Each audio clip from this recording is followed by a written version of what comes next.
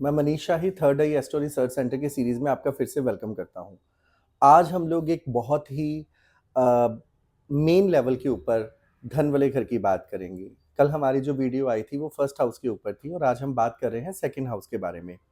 Second house के बारे में हम सबको पता है कि ये सेकंड हाउस है और जनरली देखा जाए ये हमारी बेसिकली मनी अकमुलेशन का घर है।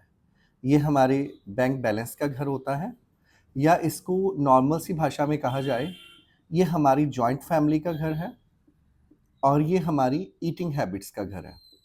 देखिए बहुत सारे लोग सिर्फ इसी घर को देखकर ये बता देते हैं कि आपका धन वाला घर बहुत अच्छा है और आपको पैसा आएगा। और आपको ये बता दूं कि एक साधारण इंसान की ज़िंदगी में भी ये धन और पैसे वाला घर अच्छा हो सकता है। लेकिन यहाँ पर जो हम बात करते हैं बैंक बैलेंस की, मनी अकमुलेशन की, जॉइंट फैमिली की या ईटिंग हैबिट्स की, ये एक बेसिक लेवल के ऊपर चीज़ें हमें हमें यहाँ से आती हैं। कोई इंसान अगर अपने जीवन के अंदर साधारण जीवन व्यतीत कर रहा है या वो बहुत ही वेल टू डू ज़िंदगी में कर रहा है, उसका भी ये घर अच्छा होता है, साधारण इंसान का भी अच्छा होता है। लेकिन सबसे बड़ी बात क्या है? हमें उसके साथ सपोर्टिव हाउसेज़ कौन-से देखने हैं। आपको बहुत लोग ऐसे मिलेंगे जिनका मनी अकमुलेशन वाला घर बहुत अच्छा है, लेकिन फिर भी उनके जीवन में पैसा होता नहीं है। हम आम तौर के ऊपर पैसा आना कहाँ से है, इस चीज़ को भी इसी घर से देखते हैं। ध्यान रखिए, हमारा ये वाला घर गेन का घर होता है, हमें पैसा इस घर से आता है। लेकिन जो पैसा आकर हमारा अकमुलेट होगा या जो पैसा हमारा जुड़ जाएगा, वो हमारा इस घर से आता है। यहाँ पर जो हम अकमुलेशन की बात करते हैं, वो सिर्फ मनी अकमुलेशन की बात ही नहीं होती। हमारे जीवन के अंदर हर चीज़ की अकमुलेशन की बात होती है। मतलब हर चीज़ की काउंटिंग की बात होती है। जो चीज़ हमारे जीवन में या हमारे शरीर में काउंटेबल है, वो यहाँ से आता है। जैसे किसी भी इंसान के जीवन के अंदर उस इंसान के ब्लड सेल्स हैं। किसी भी इंसान की लाइफ के अंदर उसका स्टॉक है जो उसकी फैक्ट्री के अंदर होता है। हर ऐसी चीज़ जो हमें सपोर्ट करती है, अकमुलेट होती है।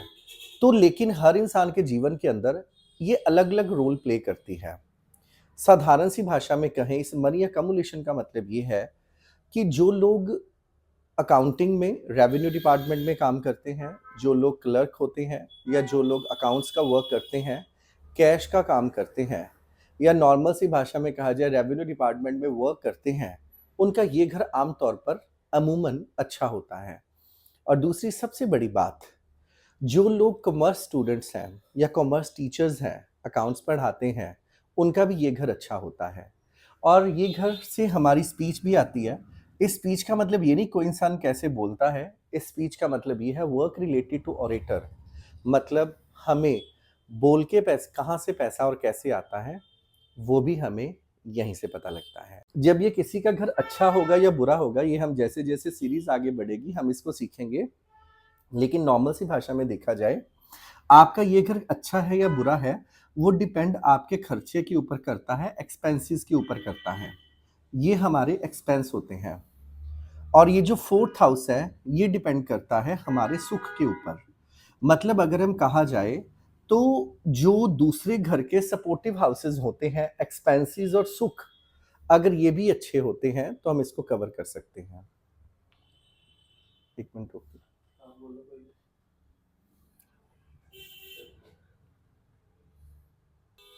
अगर किसी भी जातक का सुख वाला घर और खर्चे वाला घर कंट्रोल्ड होगा, तो ही हम लोग मनी वाले घर के अच्छा होने को कंसीडर कर सकते हैं। मान लीजिए किसी का धन वाला घर बहुत अच्छा है, लेकिन खर्चे वाला घर पीड़ित है किसी भी तरीके से। वो पीड़ित कैसे होगा मैं आपको बार-बार बता रहा हूँ, हम आगे जाके सीरीज़ को स्टार्ट रखेंगे, आपको पता लगेगा। अगर ये घर आपका कमज़ोर है और खर्चे वाला घर स्ट्रॉन्ग है या किसी भी तरीके से लिंक हो रहा है, तो इसका मतलब आपके एक्सपेंसेस ज़्यादा होंगे। पैसा अकमुलेट नहीं हो पाएगा। हमें ज्योतिष लर्न करने से पहले इन बहुत सारी चीज़ों को समझना होगा।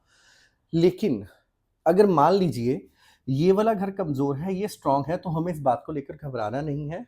ज्योतिष एक डायरेक्शन के रूप में वर्क करता है। हमें पैसा अकमुलेट करना ही नहीं है, हमें उस पैसे को साथ के साथ इन्वेस्ट करते जाना है। जितना आप इन्वेस्ट करेंगे, आपकी मनी अक्यूमुलेशन अच्छी होगी। जब आपको फंड्स की नीड होगी, तो आप वहाँ से फंड्स को विथड्रॉल करा लीजिए। वहाँ हम पैसा अक्यूमुलेट करना मानते ही नहीं हैं। तो यहाँ पे इस बात का ध्यान रखें, दूसरे घर के अच्छा-बुरा होने का तभी माना जाएगा, जब किसी का सुख वाला घर और खर्चे वाला घर भी साथ में कंसीडर होगा, क्योंकि जैसे मैं हमेशा से कहता आया हूँ कि होरोस्कोप को देखना एक स्टोरी मेकिंग है, इसको समझा जा सकता है, बदला नहीं जा सकता। तो जनरली ये जो घर होता है, ये घर हमारी मनी अक्यूमुलेशन का, हमारे ये घर कहीं न कहीं से वायलेंस बिटवीन लाइफ पार्टनर के बीच में भी होता है। जिनका सेकंड हाउस पीड़ित होता है, आमतौर पर आप देखेंगे ऐसे लोगों का अपने स्पाउस के साथ वायलेंस रहता है, उनकी स्पीच बहुत हार्श रहती है। इसीलिए जब यहाँ पर राहु, सूर्य, शनि और केतु जैसे 2 से ज़्यादा क्रूर ग्रहों का प्रभाव होता है, तो ऐसे लोगों को जीवन में टॉन्टिंग स्पीच रहती है, ऐसे लोगों की स्पीच हार्श होती है और इनके लाइफ में लॉसेस का जो कारण होता है, वो इनकी स्पीच रहती है। तो यहाँ पर अगर हमारे शुक्र और गुरु और चंद्रमा जैसे सौम्य ग्रहों का प्रभाव है, तो ऐसे लोग अपने जीवन के अंदर अपनी सौम्यता से या अपनी पोलाइट स्पीच से गेन करते हैं। तो जैसे हमने पहले घर को कल समझा था और उसके सपोर्टिव हाउसेस को समझा था, आज हमने दूसरे घर को समझा और दूसरे घर में हमने देखा कि किस प्रकार 12वां और चौथा घर रिस्पॉन्सिबल होता है। तो ये हमारी ज्वेलरी का भी घर होता है। जब किसी इंसान की ज्वेलरी की प्रॉब्लम आ रही है, उसके गहने का लॉस हो रहा है, तो हम इसी घर को कंसीडर करते हैं। ये घर हर टीचर का अच्छा होता है, हर सिंगर्स के लिए इस घर को कंसीडर किया जाता है। यहाँ तक कि जॉइंट फैमिली का मतलब है कि आप जॉइंट फैमिली में जो बिज़नेस करते हो, वो भी यहाँ से देखा जाता है। और सेकेंडली हम ये भी कहते हैं कि किसी न किसी फ़ॉर्म में अगर आपका जब आप जॉइंट फैमिली से दूर होते हो, तो आपका मनी अक्यूमुलेशन का घर वीक हो जाता है। तभी बहुत सारे लोगों को अपनी जॉइंट फैमिली से दूर होकर डाउनफॉल जैसी चीज़ें फेस करनी पड़ती हैं। तो अगर आप अपनी जॉइंट फैमिली से दूर हो रहे हैं, तो इस बात का ध्यान रखें कि सेकंड लॉर्ड जो भी आपका होगा, हमें धीरे-धीरे आगे जाके समझ आएगा, उसकी रेमेडियल पार्ट करें। जनरली आप गुरु का उपाय कर सकते हो। जुपिटर प्लैनेट के लिए आप किसी भी रिलीजियस प्लेस पर कुछ रिलीजियस बुक्स डोनेट कर सकते हो, जिससे अगर आप जॉइंट फैमिली से दूर हो रहे हैं, उससे आपको मदद मिलेगी। तो जैसे हमने कल फर्स्ट हाउस को समझा था, आज हमने सेकंड हाउस को समझा, ऐसे ही कल भी हम नए हाउस के साथ आएँगे। इस सीरीज़ को आप नोट डाउन कीजिए, कमेंट कीजिए, लाइक कीजिए, शेयर कीजिए, सब्सक्राइब कीजिए, जो हमारे लिए बहुत इनकरेजिंग होगा।